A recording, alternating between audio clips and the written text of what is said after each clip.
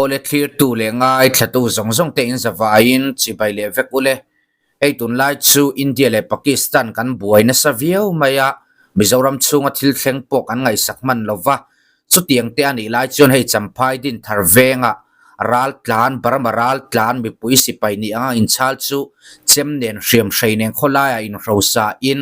a au vak ni omania hei zalian lampang hian an rom posa eng po ni sela he posi kanan chiar photange Myanmar mi pui si pai kuta noksaka omral tlan pasari hlan zalen me ni som pathum sang ni som ni panga Myanmar atanga tlan chia Mizoram alut khotlang ta na noksak zonga che ni ya hriat mi pasari te chu Myanmar mi pui si pai kuta hlan nan ni o om thadu lo ral tlan mo mani ram ta na pot eng ma ti nei velawa ron ral tlan eta raltlan na muna poi khoi zonga om le ngal kha mizo mi puiten a mi pui sipai ram mangai tak kuta he mi pasari ilai an hlana ni ome zalen thu don danin pathian ni masa zan khan Dinthar veng champaya raltlan ni a hriat boy nei suma lal nei chunga chu mi pui sipai kani ti in chem nen kholaya a in rosa a poi khoi theinia an hriat awangin Dinthar way me in an man oh hey che hiani kan khel ho tur chu boy nei suma ani ya mi pui si pai kani ti in chem nen kholaya a in rosa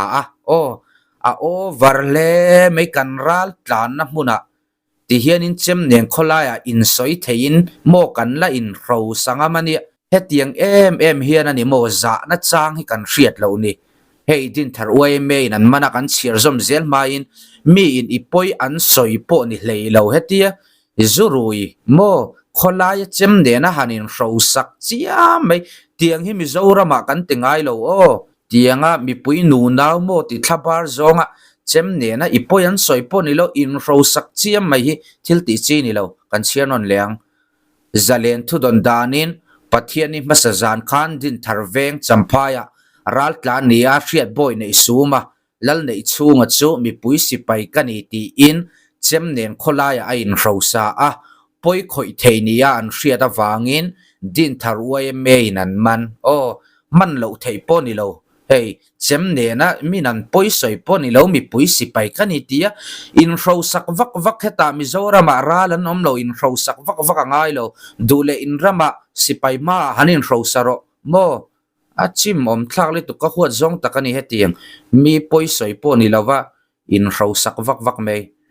oi me hroi tu te chuan lal nei chunga hian sipai uniform po a ha fo ni in an soya an man nu hiam police ne na an lana an ni hian Myanmar mi pui sipai ne na an lan a thamai te khan mi pui sipai hoi sen tak ram mangai tak ten zalen na an su lain heta in ron ral tlana ti hian kholaya chem nen in la in rosa zuyani in poyan soi po ni lo khawnge Zahna te hi in pian pui ve lo mi mo tiang mai hian Mizoram hian in om su mo achan chu tiang hian mi kan om ngai lem lawani mi pui si pai ne na an hlan mak khi an ti thakop mai new champaya mi tui khu athama ral tlan ni a hriat mi paruk zu in te po way me in an man boka police ko ta an hlan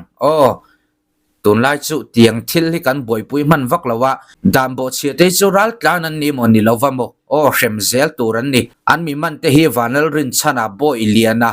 siang than chung ke di lian van boy ale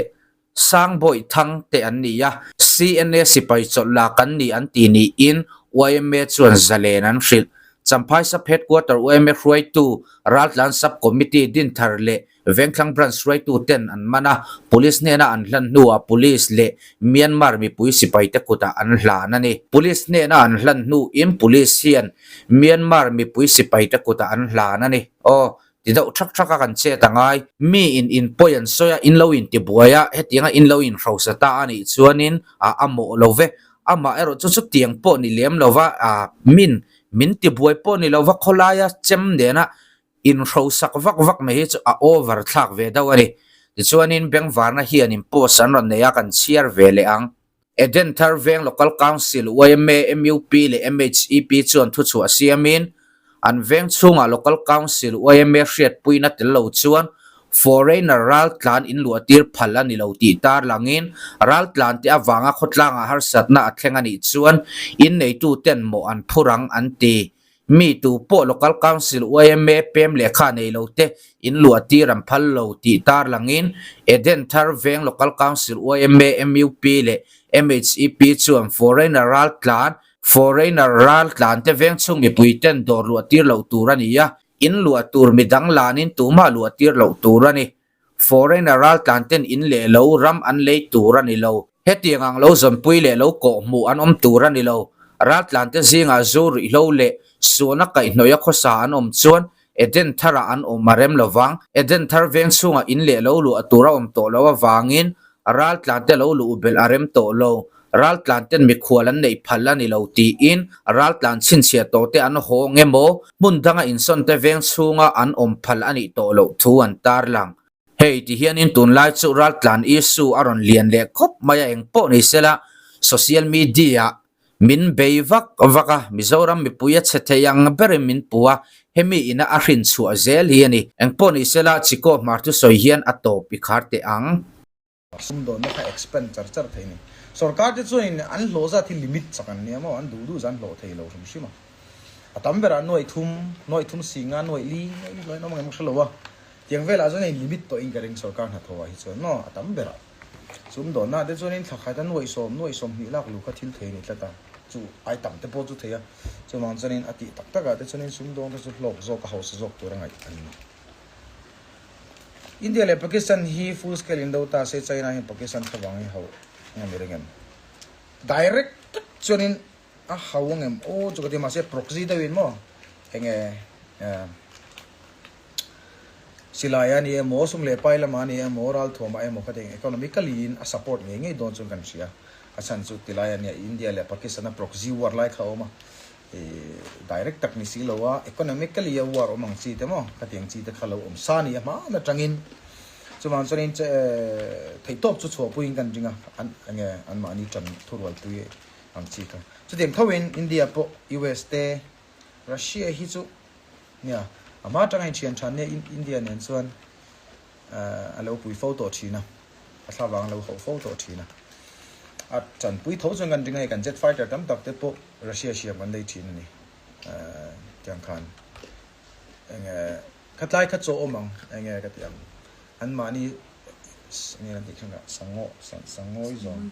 sangoi zon pui ho te chu anin rol join kan ringa ma sengin hei langa pau do an ti chonin a ai lian zok zele in do na kha sing chok the ni tin sathewa tu te point in do hi hlok lova ma se proxy do va in do an va pui te chu economically nakina an mani ham thatna siam theya hei chon sebe veka ma sengin full scale in do hi chu tu ramma hianin enge ka tiam ana fort tak lo mai thei ka ti tu nu hian mo ta ina chan chu how takani ngai to la an missile hemi enge long range ballistic missile an teng chi voi khat ka so pom nuai enge mo za ta ni I chumang sonin hlok lo ni kha Indian mi pakhat jet fighter pilot mo an ka thak te po kha jet an ka thak ngop po kha to mani yang khanin ramin kan tuar zela economically in hlok lo ni chu wang full scale in do chu ka ring lo engamo takana sataka anon kilui samani lo zen India ram ang ai politician ho tam luduk na rama zen mon in do tak khen ka ring lo amar chu chumi wangan do reng amo tom zo ka tran de turam tan ma him lo wa andu lo wanga Pakistan chan thawang chu hawang ma ni tran pu yani Pakistan ta sorry China in Pakistan thawang chun ho nge chon kan ring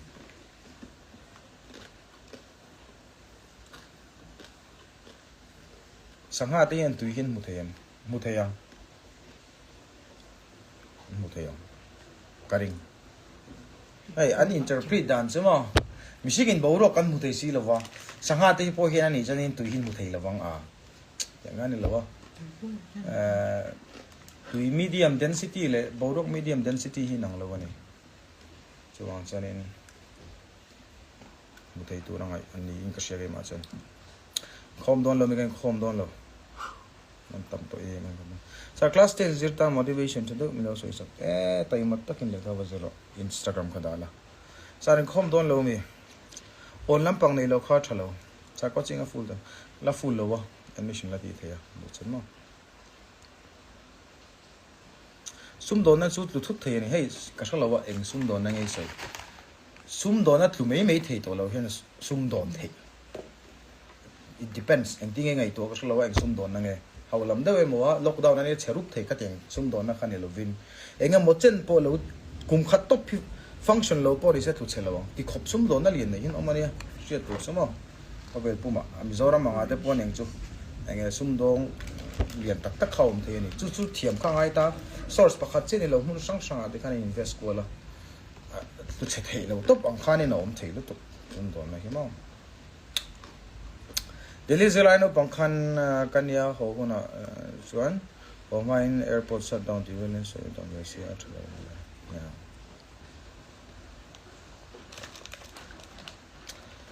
Sarin PSC UPSC BSC Zirmek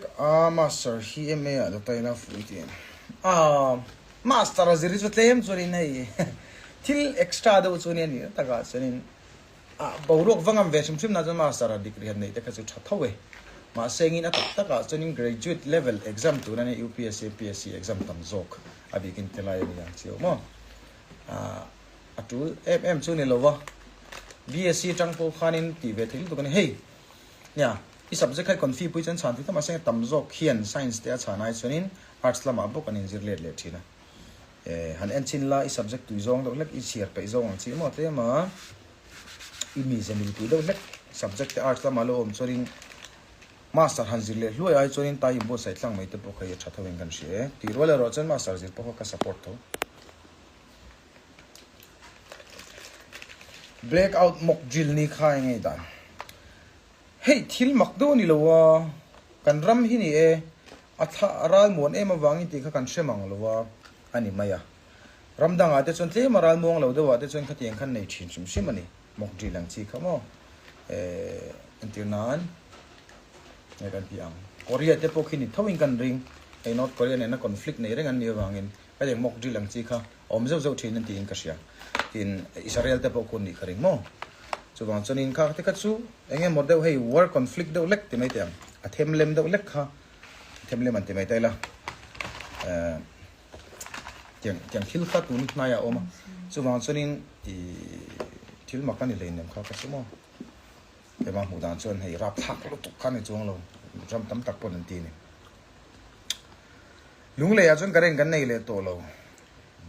hey nia hey kan so enge tia han ngai to mai hian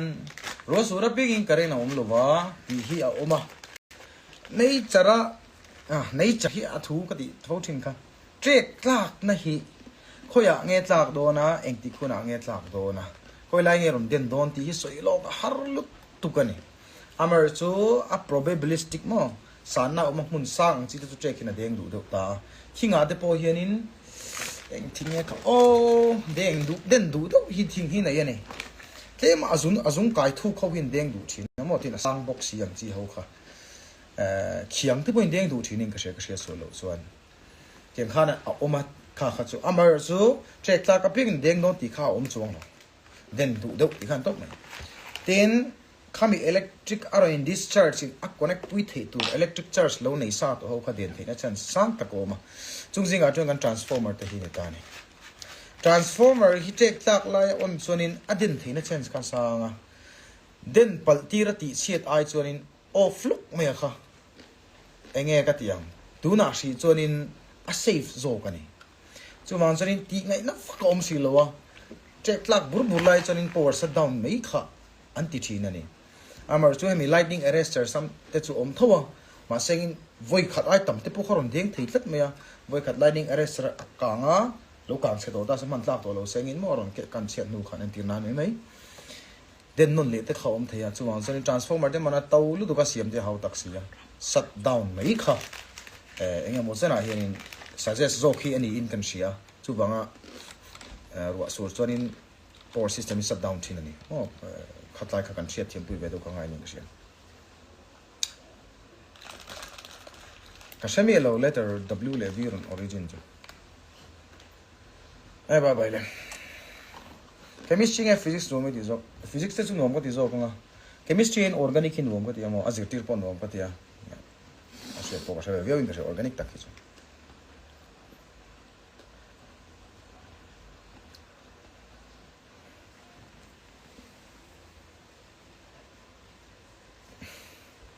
sir marxism lampang hen se ai tiang hi ka sathui bak lo mo ka sathui bak lo ni thik thui taka an soi turin mar chu ya ami tlema a communism lampang rong kai do khani ya ai a chan chana chunin in tuk ta na ti khani ya kamita na a manifesto te pan share nin marxist a marxist communist manifesto te kan thlir chunin ti khanin nge thil society ta na in tuk ta na zo pom thailand turang chi kha duan khau mani mar chu an soi thina practical to man lei thein lo ve hei chu a utopian dream antia ai du thu samram angani ti zong te pon soi thina ani lai chin te pom hei eng easy ma hi nya atak tak mani haramo capitalism te pon yang chalu tu socialism te pon yang communism te pon yang a that na lai chin oma a that lo lai chin te pom boka ka ru wa chonin nya mi zo hi chuanin communist hi adopila chon kan ram kan nam ne na le kan mi zo culture ne na in nirem theidan turin kha thila kha angau ni lawin 100% na adopt top lawin mo angau ni lawin siam rem de tailang kan in mil zo kong em te chu ka ti thin hemi capitalist de ai chuanin asan chu soi fo thina mi zo te kha chu ka hei kan pi le pu te kha an lawin ngai tu tlang me ma an thenom te khanin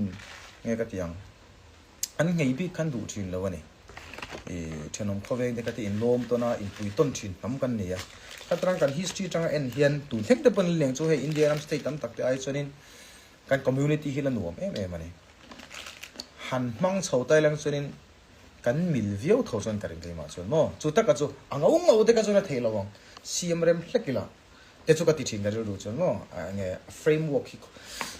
an siam ni lang chon communist be chan si in communism be chan si in atul chonin socialism te pon yang chu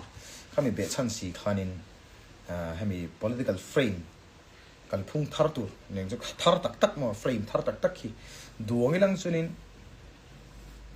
mi tam tak hi chuanin kan support me ngem o te chu ka ti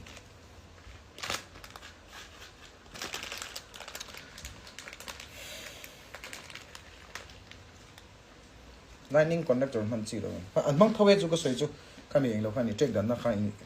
soi ni kan ring arrestor come on mang thawe maseni an mang ka gem chu ka so lo transformer zong a hian maintenance hi cheve ko ba kan transformer a big in distribution transformer de chu mo hai transformer noi te nei drugs ti te ri the thil khoyang chi te tam the em mani ka theng lo teng chi a chop lang bi bo transformer da nei mo tin ka so lo hai oil te thak thai mo te ka te overheat te hina salu duk china a oil mi atlang puin oil cool te lo nia oil te check chap hey transformer in vakala an bul na in vakala aritur hi chuni te me ma se rivung mo hai humming noise an dia a pek na sat lutuk zonin enga mo chena transformer ka maintenance angai ve to maintain angai ve to viawani ti kha lang thia humming noise ka pe vak tur ani lawa chanchu kami noise ka loss ve kan mo power loss organic hi ka boto ai organic zirdan hi oma must have a structure of atoms so the classifications of elements so the chemical bonding and molecular structure so the general organic chemistry le isomerism honen so the organic chemistry khatia lu tur khani organic topic zirzoni thiam thengai lo mang pika ma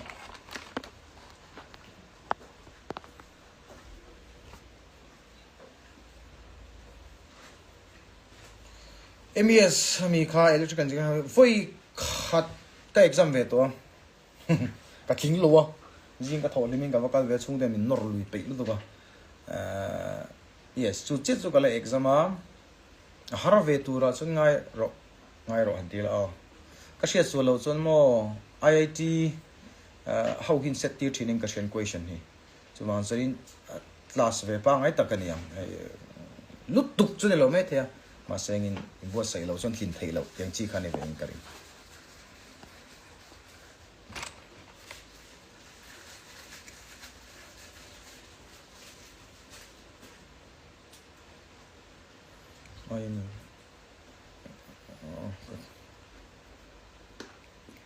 MCS MBS exam về đây thì no duhna hian exam la ka thing lovang in bo sai lang chuan le ka shalo duhna hian exam la zo ka thing lovang khatlam panga han ka kal lo wang in mo ai ka che du hona vati thu ta thing hal thei khan lo zirangai thil reng hi zir lo chona thiam thei lo wa zira ro chon le khu phur bik lo tur ne amar chu zir lo pon ka thlingang ti chi khachu ni lo har lu tuk she to MCS pok exam to tho ka thing lo kan college so tan tirin mo chu exam the kan exam chin lai zir chong si lo chu zir lo chon thing thei ni lo har lu tuk chu an sonin khatiang kha ka shlom bi jangan omem chu ka shlo ke chu ka ni lo mani coaching ngai khre lo ni da clear them thei hei sha ro a thei tumbok ro seng tam tak in seng lo wanga hun in mang lo bokong hai kan soi nge no hai hi apoi mo le me ano coaching kal lawin MBBS ling tala enge hlok nai na yang ti kha kan soi nge coaching hiat lang puin kum khat te kum ni ten kal thin ni chu 11 le 12 fan zir that lo wangin chuan entirnan coaching kal lawin lo tlang ta la MBBS kha internship nan kum nga vela ne ta ni kum ngai zira chuan kum ngai zo ta ni mo chuan MD zir le la entirnan sang zok lo specialist lo kan tingin ti ta MD tur khanin NEET PG pek le nga ya NEET exam le nga lo thing chho le tam dira kum ni le chan le nge ti vela ni vele a kum ni le chan ve vai chuanin kum saril chan ve le che kum riat ang vel lo ngai tai la chuan coaching kal chuanin kum khat coaching kal ta la lo tang chho vek ta la kum kwa ngai thung ta ni kum khat chung hi a hlun tu ka kum khat khalai coaching ta na kan lo man ka a ui om lu tu ka ni a chan ka hlang che pakhat na sarkar nai mo engpo lo ni ta la medical officer ni ta la kum khat chung in experience tam takin ei mana promotion chung chang ani mo i experience tam taka hey doctor reng chu an senior po le kan ding thi senior do chu ka chalo ma se doctor junior de wa na senior in tir du zo ka chu wang so ni kha seniority ka lu ma tin specialist nei patient clinic te lo hong ta la medical officer en lo thok ta la emaw private apoi to atlang puin cheng nuai khata changa nuai ni chon la vekin karing tiang khop chu ni thalu tu ka ni chu lo pa ngai mo nuai khata changa nuai ni let's say nuai ni in kala china MD chin to chu nuai ni lo ta la ei hospital pakhat pahnia den thok thin ta chu ta panin tai lo ni mo ai min kan hak del dul thin ni chuan clinic e hon bok chuanin zingkar re thaya tlang puin clinic hong ho hian a begin antinan emi dermatology phei chu doctor zo na te so enula book ai antir do jani book ve kangai du na antir the me lo ti khanin na jing le tlai lo la ta la let's say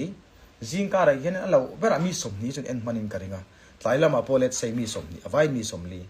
in antir man kha antinan zathum le dam doi zong zong le na hlok na zong zong kha zanga ain kalam pakhat zela zanga ni ta sengin zanga voi som li chu sing ni mo ami sing ni zanga voi som li sing ni mo sing ni ani chu voi khata ni chu chuan antinan thakata ilo pa nga ya cheng noi ni chuanin sing ni kha thakhat chungin ni som ni lo thok pe ta la sing ni times of som ni chang jang gen nuai li thakata nuai li vel an clinic atang an ngot thian chung a hlok ani o a hlok lu tu ka dis dam doi jong jong an clinic mi kan le le ni nuai li alo bera nuai ni na nuai ru chon nuai nga en ka chu tam thakata nuai nga an lak lu zia chu ming chu ka soi lo nga du tlang mi khini amon a pathian rama hianin thakata nuai khata pethi nuai khata ni chon nuai so mani mo alak lu ti dei chu ni a senior lu tu ne doctor come on ai doctor wi chuman ho salo thei lo wa de jon sum la lu a senior to a thiam pa ngai thiam lu tu te phei chumom a begin chu ami skin phei chu hlok em mani chu ni ta nuai nga nia chuan thasom pani chung chuanin nuai nga voi som pani jang em nuai nga voi som pani nuai somruk class 11 12 is it thalo ko chigi kal phawang khan nuai somruk ilo sani ti in shit to experience nen chuta poizo ka thlang che lo thok thei ta la mi tam takian kol dam man do na ni ian kol lo wang han thi nia chu wa in tha da ka mi poisoi ka ti thi chu ma zo ni thei top chu ro coaching mo khati ei coaching ka petak na ka ti zu kal ngai lo ina tlang dan hi ngai to ro thei top in zero ui omlo du kane ka ti huni tha prala thian den na i enjoy me kha cheng tam tak mana nia ni khat cheng tam tak mana ni top as paisa ang pon experience thil thai ti theina zong zong men subang sonin tlang dan ngai to ro chu tian thau chu ni hei career dang a de poni ta seng in mo thelep me su ti kwal vel me su ka ti ni chu au yom lu tu subang chuan hei nia taimak thì cái này diệt tiêu nó ngay tay mạc mất hình diệt tiêu nó tay mang u hay cái bộ cái này thôi mà tay mạc làm như ngay này anh thiếu bộ thì là tay mạc ngay hong khá soi vấp đồ rom chun som tổ liêm lâu vá tiếng khăn anh Mizoram mình ngăn đủ lâu zin sẽ tổ á tin à khi sĩ cắt lại ngay thì tổ tổ nghe bộ chụp khát chụp sẽ duy chết lâu cái gì chín bộ cái này soi soi chín gì lâu vá tiếng cái chút thì lòng đàn này ni smart ni te chu chazo ke kha tu mo kha chalo chazo kan tila yes asang zo ki tum san ni te chu ngai lo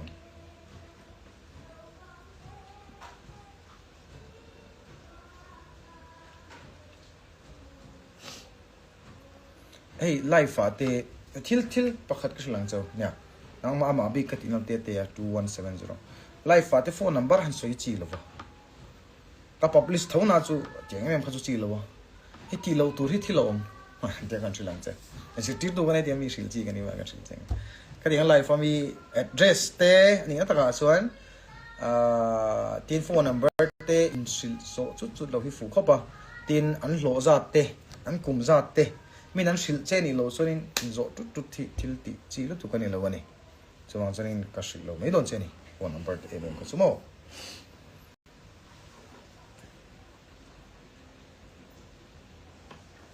oh ani kha dor in ron comment cha ka ching lo ka line in che lo 5 years bor vel ti kan khan ni ba che lo da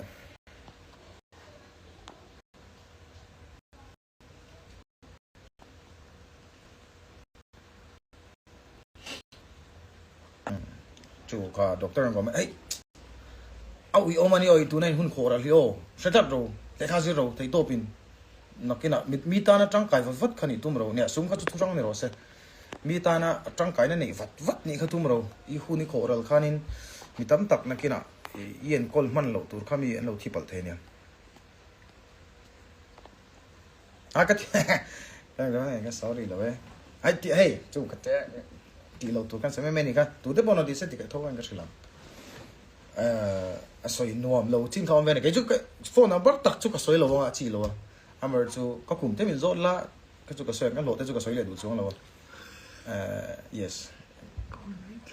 ka sum dong len ho hian soma pakhatin ka shavek lo le kha kha chu ka shavek lo wa a pe pon om thawing ka ringa pe lo pon om thawing kan ringa ka chu soi thei lawang mo mi malai nat viewing ka ring kha chu ange nya soma pakhat tak khi ka pechi lo mai thei po hian zeb lo wa chuan a chan chu ange pek ngoron lu le te khalom thina ni mo mar chu thei to chon dik theyang tu ber kan ule pa ti ka kol ti thina wang ka taranga chon ka pechi na amar chu a nu ne na a soma pakhat tak kai exact ang hava pe khi chu har ve khop mai tlang pu ya raf de wa kan lak hi an ngai ve do thina ni lawm to pa hi sarkar na to nga chu fix to par lut paisa te ni chelo wangin sum do na thilai chu mo ka sa thiam ve tho ta ka chunin a thap chunan pe ka har ve do chung kan ring